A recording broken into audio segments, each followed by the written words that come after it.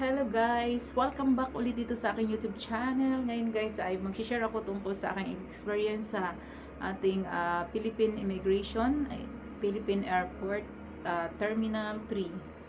So ngayon guys ay umuwi ako noong November 6 at bumalik ako dito ng December 1. No, isang tourist ang aking visa ang pagbalik ko dito sa Russia ng 6 months.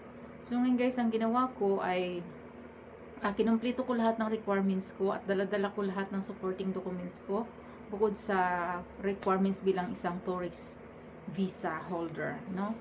So, ang ano ko, kinumpleto ko yung requirements tulad ng booking ng hotel, round trip ticket. Kailangan hindi ko siya guys, hindi ako kumuha ng dami ticket na galing sa agent ko. Bumili ako ng sarili ko at lahat ng yun ay ako ang gumawa.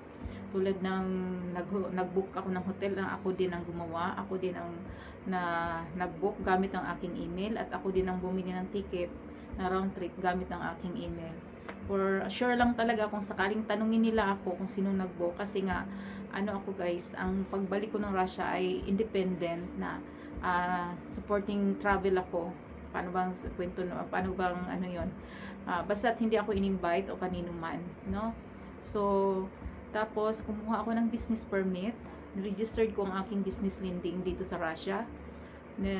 Kumuha ako ng business permit at nag-open din ako ng bank account ko kasi nga ang gamit kong bangko ay ang sa anak ko lang.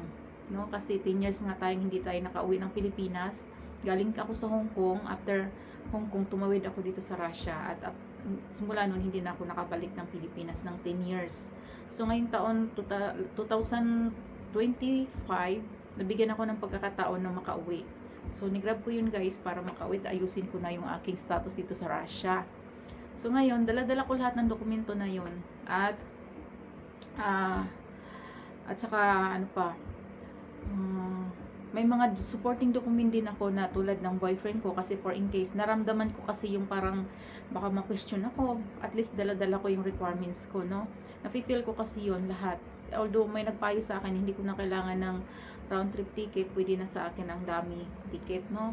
Pero na-feel ko kasi yun na marami na kasing na ito ay na-upload. So, hindi ko sinunod yung aking agent kasi sumunod ako sa aking naramdaman nun. So, ngayon guys, pagkatapos nun, maaga ako nagpunta sa airport at para for sure lang talaga na may enough time ako kung sakaling ma-question ako, kasi yun talaga yung naramdaman ko ba, iwan ko na lang, basta't yun ang niready ko talagang lahat. So ngayon, pagdating doon, nag-check-in ako na mas maaga. Ang flight ko ay 3 o'clock, so nag-check-in ako ng mga 1 o'clock yata yun, ganun guys. So pagdating na check-in ko, tinanong ako ng airline, Etihad ng airline ko. Tinanong ako kung meron ba daw akong ng travel tax. Sabi ko hindi ko po alam yun kasi meron lang po akong insurance, travel insurance. Yun yung nababasa ko sa aking ticket. So chinek nila, yun pala hindi pa ako nakabili ng travel insurance, hindi kasama sa ticket ko. So pinakuha muna nila ako ng travel insurance na nasa 1,000 plus yun. At dinala ko ulit sa kanila yung resibo at sa kanila ako binigyan ng boarding pass. So ngayon guys, nag-check-in na agad ako, na agad ako sa immigration, nagpila na agad ako pagkatapos nun. Sobrang binilisan ko talaga yung pila ko guys, kasi nga, para kung ma-question ako, may sapat na oras ako, hindi ako maiwan ng airplane, no? Airline, So ngayon, na unang na ako sa aking pila na, mga siguro ilang minuto lang, tinanong sa akin kung saan ang punta ko, nang question agad ng unang immigration officer. Ang tanong sa akin kung saan ang punta ko, sabi ko sa Russia po. Anong gagawin ko daw doon? Sabi ko travel, tourist visa po ako. Sabi niya, magtutour po, sabi ko. Ngayon, sabi niya, nakita niya yung passport ko na ang record ko, yung parang record ko sa kanila na huling exit ko daw ay noong 2016 pa, napapunta ako ng Hong Kong na dati akong working. Tama nga naman, working visa ako nang punta ng Hong Kong, 2015 yung huli kong uwi. So pagdating doon, sabi ko, yes sir, sabi ko, anong gagawin mo sa Russia? Sabi niya sa akin, ulit niya ako ulit, sabi ko, just tourist sir. Sabi niya, 10 years ka sa Russia, sabi niya. Mula doon sa Hong Kong at tumawid ka ng Russia, 10 years ka doon bago ka na. Sabi ko, opo sir, sabi ko. Ngayon, sabi niya, 10 years ka sa Russia, hindi mo pa naikot, tapos babalik ka ngayon ng tourist. Sa 10 years na yun, hindi mo pa ba naikot yung Russia? Sabi niya. Sabi ko, hindi po sir, kasi nga nung nagpunta ko po doon, sabi ko, trabaho po ako doon. So, hindi po ako nagsisinungaling, nagtatrabaho po ako sa loob ng 10 years doon, nagtatrabaho po ako. So, wala pa akong oras na ikutin ng Russia. Dahil, puro trabaho ako, nag-ipon po ako para mag-business po ako sa in the future. Pinagandaan ko po yung ano. Marami akong, sir, paliwanag, no? Kasi, nagkuha na siya ng papel, nilista na niya, kaya alam ko na mapapunta na ako sa SICAN, sa SICAN Immigration Officer, no? So, nilista niya yun, lahat ng sagot ko, tanong niya at sagot ko, ni-record niya. So, pinandindigan ko na lang yung guys. So, ngayon, binigay sa akin yung papel, sabi niya, sige, pumunta ka doon, pumila ka doon. So, kinuha na yung passport ko at binigyan lang ako ng papel. Ngayon, pati yung, pati yung boarding pass ko na sa kanila din. So, dala-dala ko yung papel doon sa pangalawang table. Di pinirmahan ko lahat ng ang pipil-apan mo naman doon sa papel na yun, lahat ng din ng information ko, anong tanong niya, anong sagot, yung tinanong niya sa akin, yun din ang mga information lang doon, kung anong travel mo, anong visa mo, ka ba, travel ba, so ilalagyan mo lang ng self-travel kung ikaw ang gumasto sa mo, kasi kung may nag-invite sa'yo, kailangan may dokumento ka ding mga support letter na gano'n. So, wala, so sa lang naman ako, self-travel nga lang, kasi ang kaya kong panindigan, yung ako ang bumili ng ticket, lahat, ako ang gumastos, no? So, pagka fill up ko doon, napilapan ko na, tinawag na ako doon sa isang officer na bata pa siya, babae. So, tinanong sa akin, hello ma'am, sabi niya, for aware lang po ma'am, meron po tayong video at lahat po nang sasabihin natin ay naka-record po iyan, sabi niya sa akin. Kaya yes ma'am, sabi ko, sabi ko, ngayon tinanong niya, anong purpose mo sa Russia? Pagpunta sa Russia, sabi ko, tourist po ma'am. Sabi niya. Sabi ko, sabi niya, 10 years ka doon, no? Tapos, ganito, tami niyang tinanong, tulad ng tinanong din sa akin, doon sa, 10 years ako doon, hindi ka pa ba nakaikot ng Russia? Sabi ko, hindi pa po ma'am. Kasi nga, puro po ako trabaho at nag-ipon po nga ako ng time na yun. Pero ngayon, babalik ako, at aayusin ko rin po yung aking pera doon na naiwan dahil nga naubusan na po ako ng visa na hindi ko po naaayos. At umuwi po ako dito dahil para mag-open ako ng bangko at ma-register ko po yung business kong nag-ooperate na matagal na panahon na. Sabi ko. Sabi niya, may business ka? Sabi ko, opo. Ngayon sabi niya, patingin nga po ng business permit niyo. Siyempre, kung alam ko naman po kung anong sasabihin ninyo, anong sasabihin ninyo, hahanapin nila ang proof. So, alam ko na yun kasi kakapanood ko rin po ng mga nag-follow din po ako sa mga naka-experience sa immigration, no? Of immigration ng Pilipinas. So, daw sasabihin, yun yung hanapin sa'yo na requirement, na proof. So, sinabi ko kasi may dala-dala po akong, na-registered ko po yung aking business. So, mayroon po akong business permit at nagbabayad po rin. Mayroon din po akong DTI. Lahat po, kompleto po yun. So, hinanap niya yun. So, binigay ko. Sabi niya, ka-open mo lang. Dumating ka noong November 6. Tapos, nag-registered ka ng nasa 25 yata, yung November 25. Ni-registered ko yung business. Sabi ko, opo ma'am, kasi nga, wala po ako dito. At ang anak ko lang po yung katuwang ko na nag-ooperate sa business. Sabi ko, ganun. So, ngayon, nagbigyan ako ng pagkakataong makauwi. So, ni-registered ko na po maging legal ang aking business. Sabi na, sige, pwedeng patingin ng bangko mo. So, pinatita ko din. Sabi ko, wala po akong bank statement, ma'am, because dahil ngayon lang po ako nakapag-open. Pero, kaya ko po sa inyo i-open yung akong bangko ng aking apps. Meron po akong apps. So, pumayag naman sila. At binuksan ko. Ngayon, nakita niyo yung apps ko na may nag-transfer yung anak ko 100,000. Tapos, yung mga hulog ko sa ibang tao sa Spain. Sunod-sunod sila, iba-ibang tao. 27, may 23, may 35, ganun.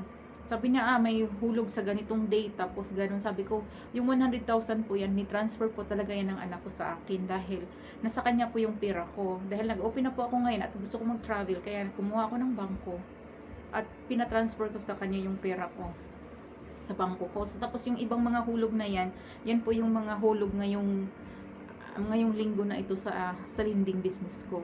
So, ngayon din. Ganun, sabi niya. Tapos sabi niya, ayaw nilang maniwala guys na mag-work lang ako. Magtuturis lang talaga ako sa Russia. So, ang tagal na guys, mga paulit-ulit lang yung patingin ng ticket mo, patingin ng mo, yung hotel mo, sabi niya. Ngayon sabi niya, bakit hindi pa bayad yung hotel? Tinanong din niya sa akin. Sabi ko, hindi, pinili ko po yung cash na babayaran ko lang pagdating dun sa hotel. Sabi ko gano'n. Ngayon sabi niya, tapos sabi niya, paano yung ticket mo by confirm? Sabi ko, opo ma'am. Sabi, pwede patingin, titingnan ko kung confirm talaga. Sabi, siguraduhin mo lang na confirm to ha. Sabi niya, may posibilidad na hindi ka makaalis dahil kung hindi yan confirm. Sabi niya, sabi ko, yes ma'am. Sabi niya, I'm sure na confirm yan kasi ako po yung bumili. Tapos sabi niya, ikaw bang bumili lahat, gumastos lahat ng travel mo? Sabi ko, yes ma'am. Sabi ko, ako po. Ngayon sabi niya, tapos ang tanong din, wala na kami doon. Sabi, balik na naman kami sa sa pag-travel ko nga dahil 10 years na nga ako sa Russia. Sabi, alam mo nga kung ano naging problema mo dahil 10 years kang nawala at hindi ka nakabalik agad ng Pilipinas. Sabi ko, ma'am, ang 10 years ba ang may violation po ba ang isang OFW na hindi makabalik sa loob ng 10 years? Sabi ko, siyempre ma'am, galing po ako ng Russia, Hong Kong, tapos nabigyan po ako ng pagkataong tumawid ng Russia. At doon ako nagtagal. Sabi ko, tapos nagkaroon ng pandemic, nagkaroon ng gera, ang dami pong naging problema, kaya wala pa akong chance na makabalik ng Pilipinas agad. Sabi ko, wala naman daw, kaso lang nagwo-worry lang sila, baka siyempre for ano lang daw yon yung checking nila na maging safe ako ng pagbalik ng Russia, ganon. Ngayon, sabi niya, yun lang ba talaga yung gagawin mo? So, sinabi ko na po yung totoo na mag-aasawa din ako ng Russian. So, doon na guys, sumaba na naman. Kasi gusto ko na talagang kaya tinudo ko na lahat naman ng support documents ko, lahat naman sasabihin ko, mayroon akong dokumento. So, sabi ko, at saka po ma'am, hindi lang po, to be honest lang, hindi lang po talaga ako tourist din doon. Hindi lang po babalikan yung aking pera doon sa bangko, kundi mag-aasawa din po ako, magpapakasal po ako sa aking boyfriend. So ngayon guys, humaba na naman guys. Sabi niya, asan yung picture ng boyfriend mo nung una kayo nag-meet? Ilang taon na kayo? So binigay ko, ready talaga ako guys, copy ko yung picture namin ng boyfriend ko nung unang buwan kaming nagsama. Buti na lang mahilig mag-picture yung boyfriend ko, no? So, kinapi ko yan siya, pinaserox ko siya, tapos lahat ng mga picture pinaserox ko, pero hindi siya masaya pa nun guys. Kinuha na yon yung pinaserox ko yun, kinuha niya, tapos yung mga picture, bukod doon sa pina-check din niya, pina-open din niya sa akin yung yung cellphone ko. So ngayon sabi ko, hindi kasi kami mahilig mag-picture, ngayon sabi ko, mga ilan lang po yung picture talaga diyan, pero may mga videos po akong ilan din. Ngayon sabi niya, asan yung proof na matagal na kayo matagal na kayo, kasi sabi ko magto 2 years na po kami. Ay yung picture naman, sabi ko pakicheck na lang po yung picture, mayroon po yung date sa dulo, sabi ko sa baba. Buti na lang picture niya, na naka-transfer lang, lang niya sa akin yun, pinasa lang niya sa akin yun, pero may nakadikit doon sa picture ng date at saka year. 2023 yung picture namin yon. So sabi na, saan yung huling nagkita, na kayo sama ng boyfriend mo? Sabi ko, yung nag-flight po ako, asan yung pictures? Buti na lang guys, no? Nagpicture kaming dalawa na hinatid niya, nagpahatid ako sa airport. No, nagkataon talagang nagpahatid ako sa airport. So ngayon, tiningnan niya, hindi pa yun yung mga picture na yun, nakakopy na yun, naka-xerox na, pero tiningnan talaga niya sa cellphone ko, pinabuksan niya. So ngayon, okay naman na. Paulit-ulit guys, hanggang sa tumaas na rin yung boses ko, no, kasi sobrang stress na ako, may isang oras na kami nag-interview, no. Nabigay ko na. So ngayon, asan yung proof na ikakasal ka? So binigay ko rin sa kanya. Sabi ko, Russian kasi. Sabi ko, pwede, na lang, ma'am, kasi Russian kasi to. Kayo na lang mag-translate. Yan yung schedule ko ngayon, kasal ko, December 26. Sabi ko. Kaya babalik po ako ng Russia. Sabi niya, nagsasama na kayo sa Russia. Sabi ko, yes ma'am, nagsasama na po kami. Bakit? Sabi niya, nagsasama na kayo, pero bakit may ticket, mayroon kang hotel? Sabi ko, ma'am, kinumpleto ko po talaga ang requirements na bilang isang tourist. So ngayon, para lang talaga payagan nyo kong umalis at makaano kayo na safe ako sa pupuntahan ko, kumuha din talaga ako ng booking na hotel. Sabi ko, nanahimik siya nun guys. So ngayon sabi niya, hindi ba nananakit yung boyfriend mo? So hindi po, kung nananakit yan, hindi ko po yan siya papakasalan. Sabi ko. Ngayon sabi ko, bakit hindi ang boyfriend mo yung nag-invite sa'yo? Bakit kumuha ka pa saan ka kumuha ng visa mo? Sabi ko, nagbayad po ako ng agent, tapos ako na lang po yung nag-book lahat. Sabi ko, hindi po maka-invite yung boyfriend ko dahil PWD po siya. Wala po siyang kakayahan na i-invite ako at i-support niya ako sa financial ko. Dahil kaya ko naman pong supportahan ang sarili ko. No? Siya, umaasa lang siya sa pension niya. Ang pension kasi niya ay hindi siya maka-invite kasi na-under siya ng pension nila. Alam ko magkakaproblema siya pag ano niya, hindi siya aprubahan. Ganun na lang guys, ang explain ko. Tapos ngayon sabi niya, okay. At hindi ko na rin po inano yung kanyang bahay kasi nga ano, self travel po kasi ako, kaya kumuha na lang din po ako, at tourist nga po yung pasok ko ng Russia, so kinumpleto ko na lang po yung mga requirements niyan. So ngayon di pumunta na kami, sabi niya bakit ang tagal, di pumunta na kami doon sa kasal naman, bakit hindi ka nakasal nung nasa Russia ka? Sabi ko ma'am, nung unang mga taon kami nagkakilala at nag-alok siya sa akin ng kasal, no? Kasal pa ako sa una kong asawa, pero dahil wala po tayong divorce at kumuha po ako ng annulment at ako po ay na-scam lang. Hindi po lumabas yung legit, tunay na annulment na binigay sa akin. Fake po, sabi ko. Kaya hindi ko itunuloy ang aking kasal at alam ko din po na magkakaproblema ako sa papel.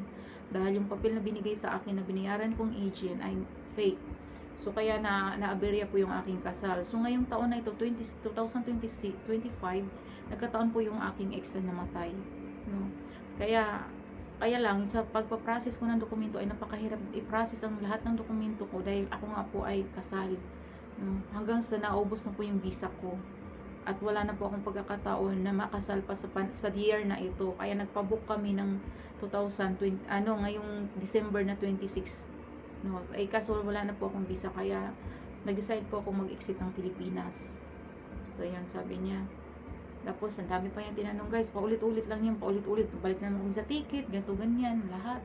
Balik hanggang sa sabi ko, hanggang sa na yun, sabi niya, titingnan ko ha, tumayo na naman siya, titingnan daw niya. Sabi ko, tingnan niyo po yung ticket ko. Sure po ako na legit po yan. Sabi niya, bakit yung business mo ngayon mo lang ngayon ka lang nag-open ng business at ngayon ka lang din nag-registered. Sabi ko, ma'am, hindi po ako ngayon nag-registered. Meron po akong mga patuloy. Dala ko po yung mga notebook ko noong 2019 kung kailan ako nag-start ng aking palinding business, no?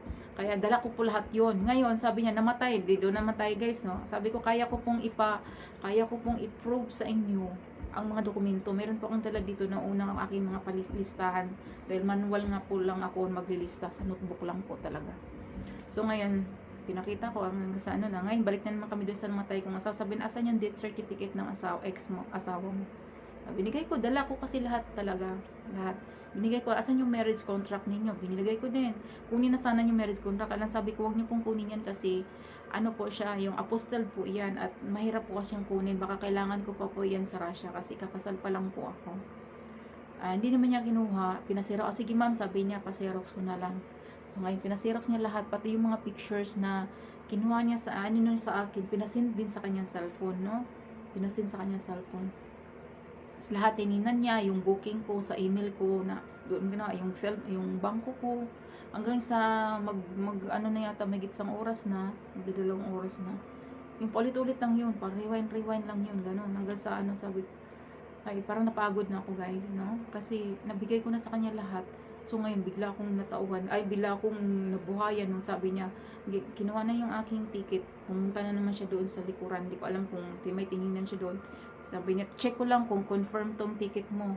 Pag hindi to confirm ma'am, ay hindi ka talaga makakaalis. Sabi ko, sure po akong confirm yan, then ako po ang bumili. Nung pagbalik niya, sabi niya, sige, nasa likuran ko pa lang siya guys. Alam ko na, sabi ko, 100% alam ko sarili ko, confirm ang ticket ko kasi ako nga po yung bumili. So ngayon sabi niya, papayagan kita, naglakad siya ganun sa likuran ko na kasi gaganon pa siya, tapos gaganon sa table. Sabi niya, papayagan kitang umalis pero siguraduhin mo. Sabi niya, hindi pa pala, bago yun guys, sabi pa pala niya, bakit ang hotel mo ay booking ko daw ay 30, December 30 lang. Ang ticket ko binili na confirm January 17. Sabi ko, ma'am, ang hotel po hanggang 30 days lang po yung pwedeng mag-book. No, hindi lagpas ng isang buwan. So dahil nga kakasal ako ng 26, so gusto ko namang mag-stay doon kasama yung asawa ko ng matagal. So kumuha ako ng ticket ng January 17. Ganun. So yun, nanahimik siya doon. Tapos sa yun nga, itingin na yung ticket ko. Tapos sabi niya siya, papayagan kitang umalis pero sisiguraduhin mo na babalik ka dyan sa booking ayon sa iyong pabalik na ticket. Sabi ko, yes ma'am, sabi ko. Tapos sabi niya, magkaka-record daw ako pag hindi ko daw yung susundin. So, kaya ngayon guys, ako, baka may ma-share kayo na ganito din experience ko na na-hold ng kaunti at Ganun din ang sinabi ng immigration, di magkakaproblema daw po ako kung hindi ako babalik doon sa naka-record doon sa pinusulat kasi ako doon sa likuran ng papel na una kong pinirmahan na support another yung additional na information sa pag-travel ko. So sinulat ko doon ako si ganito, parang nanumpa ako doon ba na ganito ganyan, mag-travel ako sa Russia, mag-tourist ako, ayusin ko yung bangko ko, at the same time mag-aasawa ako, makasal ako kay Michael ganito, yung sa boyfriend ko pinasulat niya yung pangalan. At sa December 26 yung aming kasal, at babalik ako ng January 17. Yun ang pinasulat sa akin, tapos pinagnilagdaan ko. Ngayon daw, pag hindi daw ko yung susundin, magka-problema daw ako. Ngayon guys, mag-comment kayo dyan sa aking video kung kayo ba yun, may naka-experience ba o may kakilala ba kayo tulad ng na-experience ko, kung kailangan. Kasi malapit na guys yung araw ng exit ako uli, kaya ngayong 17, pero na-cancel ko na yung ticket ko. O magka-problema ba ako? At kung bumalik ulit ako ng Pilipinas ay magka-problema ba ako dahil meron akong nalagdaan doon sa immigration na yun. Kaya guys, thank you so much sa mga nanonood, at yun lang po yung ating aking experience dito sa Russia, sa immigration ng Pilipinas. Ang masasabi ko lang guys, hindi man ako na trauma, pero ang nasasabi ko lang guys, concern lang talaga sila sa akin sa dami ng tanong. Bukod na tinanong sa mga dokumento, tinanong mo, maayos ka ba sa boyfriend mo? Hindi ka ba sinasaktan? Wala bang pangyaring ganun? Sabi ko, wala. Para nagsigurado lang sila na maayos ang aking balik ng Russia at maayos ang stay ko dito. Ang masasabi ko lang guys sa immigration ay mabuti naman yung kanilang hangarin, kailangan sobrang tagal. Kapag kailangan talaga may oras ka, ang ko lang sana, kung na-provide naman na lahat at nakita naman, wag na yung paulit-ulit na lang sana ba yung question ba? At paulit-ulit na lang din yung Kasi, pag ang hahanapin, na lahat naman ay legit. Kahit itanang, tulad ng sa aking case lahat ay legit. Kahit tingnan niya yung sa ay talagang hindi fake ang dokumento ko. No? Pero ang nangyari lang sa akin, kaya tumagal, paulit-ulit. Kaya, ang masabi ko, yun, nag-alala lang sila sa atin siguro pagbalik o pag-stay. So, sinisigurado lang nila sa atin na magiging okay tayo sa ating bansang pupuntahan. At, yun lang yung masasabi ko, sobrang tagal lang. Kung may valid reason naman na ang dala-dala isang passenger, sana paalisin na nila kaagad. Huwag na yung umabot ng mahigit isang oras. Ang tagal kaya nun guys, no? Yung sa una ka lang nervousin, pag nagtagal na, parang maiinis ka na din kasi paulit-ulit ka, parang ma-feel mo yung parang kang criminal na pinapaamin ka sa salang hindi mo ginawa. Pero nung pumayag naman siya, sabi ko, thank you so much. Nabunutan naman ng tinik ang hindi ako ninervyos na eh. Parang naano naman ako kasi isip ko, walang rason na hindi nila ako paalisin. Dahil lahat ay niready ko. Lahat ng dokumento kong dala ay legit. Wala akong fake. No? So, kahit tingnan nila sa computer, ay legit. Sabi ko gano'n. So, guys, sa mga nanonood sa aking video, please comment kung may kayo na experience ganito o kakilala para alam ko kung anong gagawin ko kasi malapit na rin po yung aking flight na balik dapat ang Pilipinas, January 17. Hindi ko po alam kung hindi ba ako babalik, anong mangyayari sa akin, or magkakaproblema ba ako sa airport pagbalik ko ulit dito, pag umuwi ako at babalik. Siyempre, guys, may kasal na po ako sa aking boyfriend, so asawa ko na ngayon. At ayusin ko na yung ayusin ko na yung aking dokumento para magiging legal. Pero sinabihan din pala ako ng immigration na yung babae. Sabi, sige ma'am, ayusin niyo na po yung iyong dokumento para makapaglabas-pasok na rin po kayo sa ating bansa na wala kang magiging problema. Ganun. Yun naman yung huli na sabi, papayagan kita, tapos sinabihan akong ganun. Pinayuhan ako ba? Parang ganun. Kaya parang masaya na rin ang puso ko guys.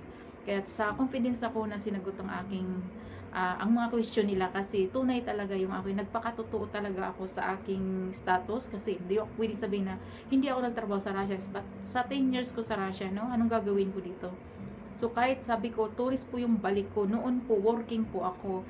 Tapos sinanong niya sa akin, asan yung passport mo noong nagpunta ka sa Russia? Sabi ko, ma'am, na working daw. Sabi ko, nung unang punta ko, sabi ko, ma'am, expired na po yun. Nakailang palit na po ko ng passport. So, hindi ko po yun dala.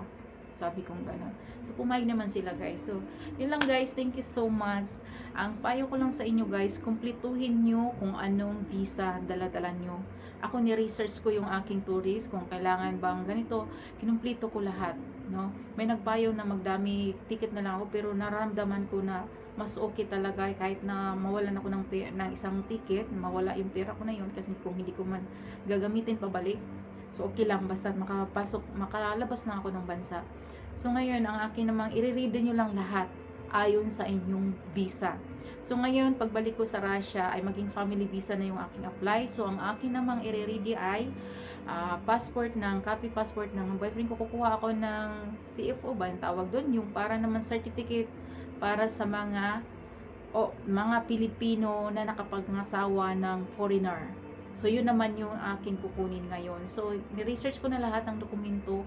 Mayroon pa akong 5 months ngayon.